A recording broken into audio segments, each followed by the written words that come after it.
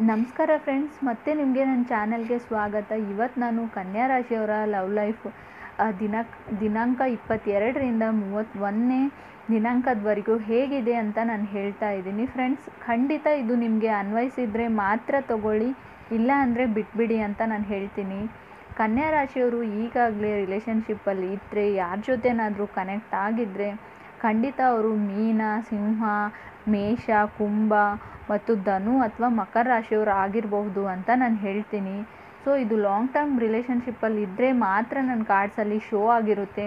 May be ನೀವು singles ಇದ್ದರೆ ಯಾರ ಜೊತೆ ಕೂಡ ಕನೆಕ್ಟ್ ಆಗಬಹುದು, ಅಥವಾ ನೀವೇನಾದರೂ ರೀಸೆಂಟ್ಲಿ ಕನೆಕ್ಟ್ ಆಗಿದ್ದರೂ ಕೂಡ ಅವ್ರು ಯಾವುದೇ ರಾಶಿನವ್ರು ಕೂಡ ಆಗಿರಬಹುದು ಅಂತ ನಾನು ಹೇಳ್ತೀನಿ.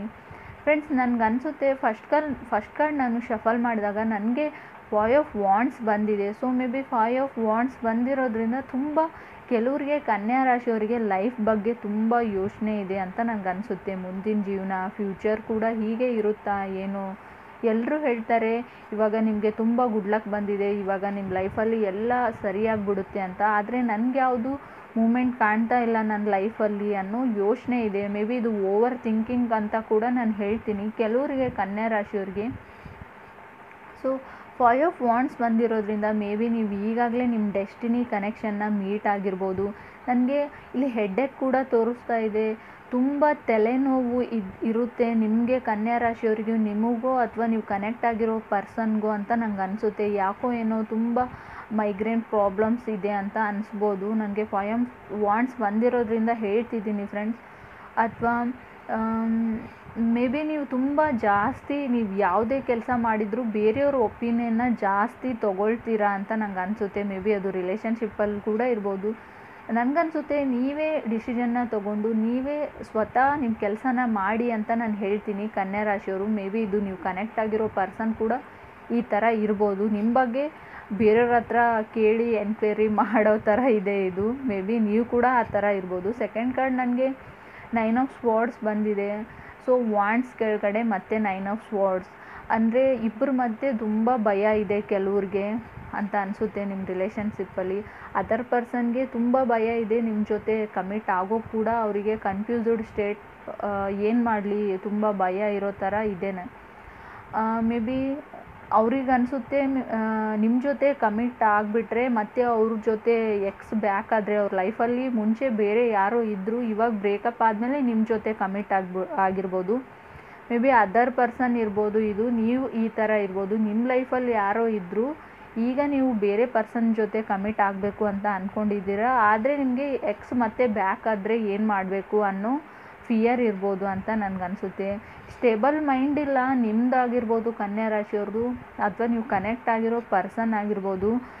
ಇವಾಗ ಒಂಥರ ಇದ್ದರೆ ನೆಕ್ಸ್ಟ್ ಇನ್ನೊಂದು ಥರ ಅವ್ರ ಡಿಸಿಷನ್ ಚೇಂಜ್ ಆಗಿಬಿಡುತ್ತೆ ಅಂತ ನಂಗೆ ಅನಿಸುತ್ತೆ ಕೆಲವರಿಗೆ ಮಾತ್ರ ಫ್ರೆಂಡ್ಸ್. ಥರ್ಡ್ ಕಾರ್ಡ್ ನನಗೆ ಹ್ಯಾಂಗ್ ಮ್ಯಾನ್ ಬಂದಿದೆ. ತುಂಬ ಡಿಲೇ ತೋರಿಸ್ತಾ ಇದೆ ಕೆಲವರಿಗೆ, ಏನೂ ಮೂಮೆಂಟ್ ಇಲ್ಲ ಲೈಫಲ್ಲಿ ಅಂತ.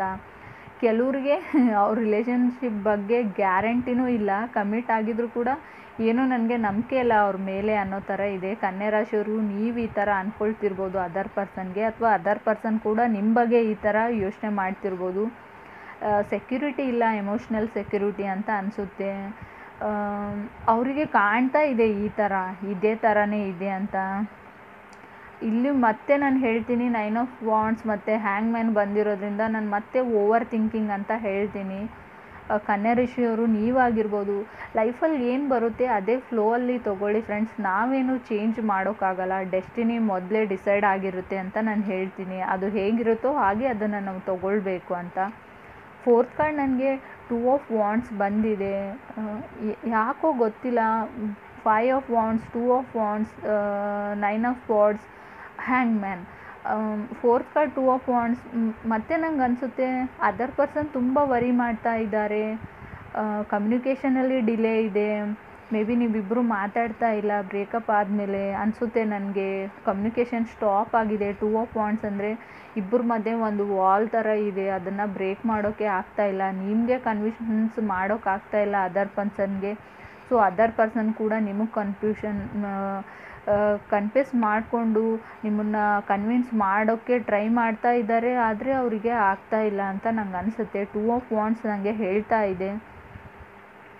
ಮೇ ಬಿ ಅವರು ಸಿಂಹರಾಶಿ ಅಥವಾ ನಿಮ್ಮದೇ ರಾಶಿಯಾದ ಕನ್ಯಾ ರಾಶಿಯವ್ರು ಕೂಡ ಆಗಿರ್ಬೋದು ಕೆಲವರಿಗೆ ಅಂತ ನಂಗೆ ಅನಿಸುತ್ತೆ.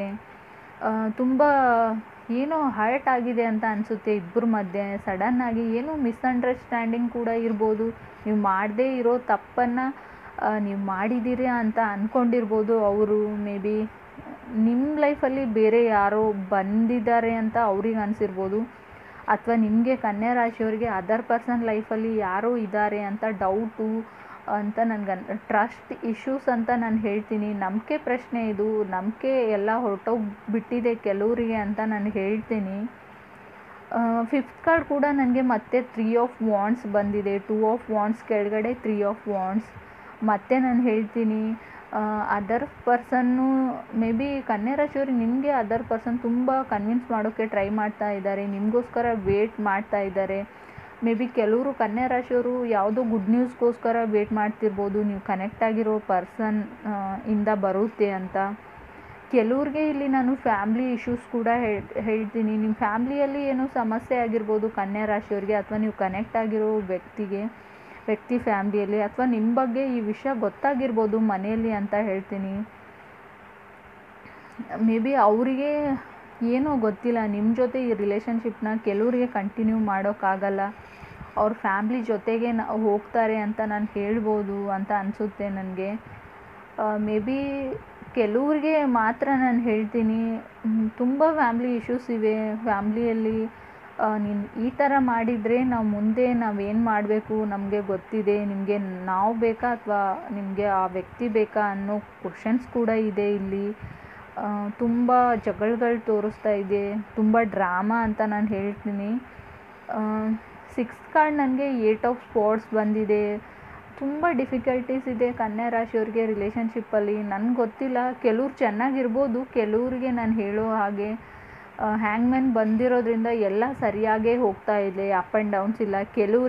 ಕೆಲವರಿಗೆ ಮಾತ್ರ 6th ಕಾರ್ಡ್ ನನಗೆ 8 ಆಫ್ ಸ್ಪಾಟ್ಸ್ ಬಂದಿದೆ. ಡೌಟ್ ಅಂತ ನಾನು ಆವಾಗಲೇ ಹೇಳಿದೆ, ಟ್ರಸ್ಟ್ ಇಶ್ಯೂಸ್ ಇವೆ ಅಂತ. ಮತ್ತು ನನಗೆ 8 ಆಫ್ ಸ್ಪಾಟ್ಸ್ ಅದನ್ನೇ ಹೇಳ್ತಾ ಇದ್ದೆ, ನಿಮ್ಮ ಮಧ್ಯೆ ಡೌಟ್ಸ್ ಇದೆ, ಕೆಲವ್ರಿಗೆ ಭಯ ಇದೆ, ಕನ್ಫ್ಯೂಷನ್ಸ್ ಇದೆ.